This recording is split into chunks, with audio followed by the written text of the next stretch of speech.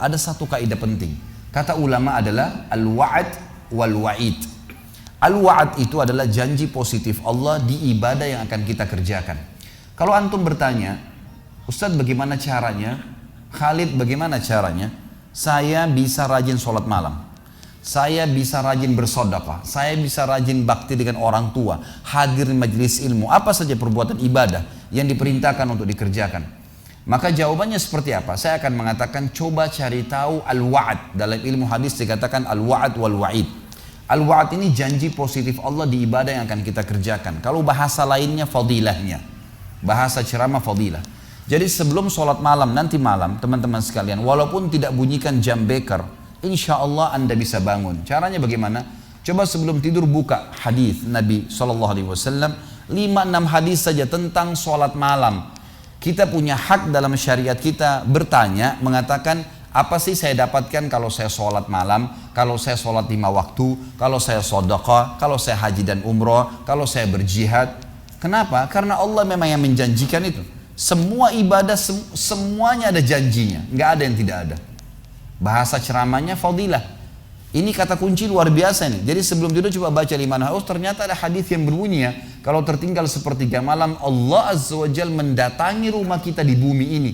Kemudian berkata kepada para malaikatnya, adakah yang minta tolong saya tolong, adakah yang punya hajat saya penuhi, adakah yang bertobat saya ampuni. Maka Allah Subhanahu wa ta'ala datang ke rumah kita. Kita kalau ngajukan proposal pembebasan tanah ke wali kota misalnya, kita harus datang ke kantornya, bawa proposal, itu pun nunggu antri. Baik kalau dipanggil, kalau enggak mungkin enggak bakal dapat. Tapi ini setiap malam Allah Azza wa Jalla datang ke rumah kita. Oh ternyata di bumi maksud saya. Kita akan mengetahui, oh ternyata ada yang saya dapatkan kalau saya sholat malam. Insya Allah dengan 5-6 hadis kita akan bersemangat untuk sholat malam.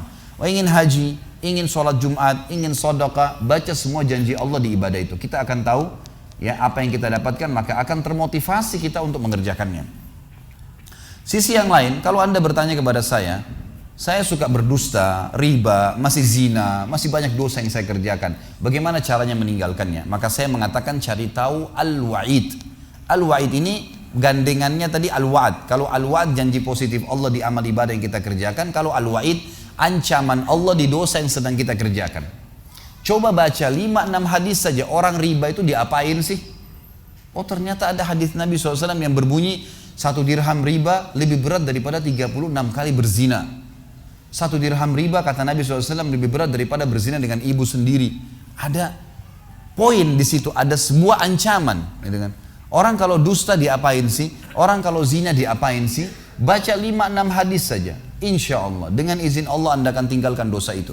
Karena wahyu berbicara langsung dengan hati manusia yang merupakan mahkota dalam diri manusia, akhirnya membuat mereka berubah.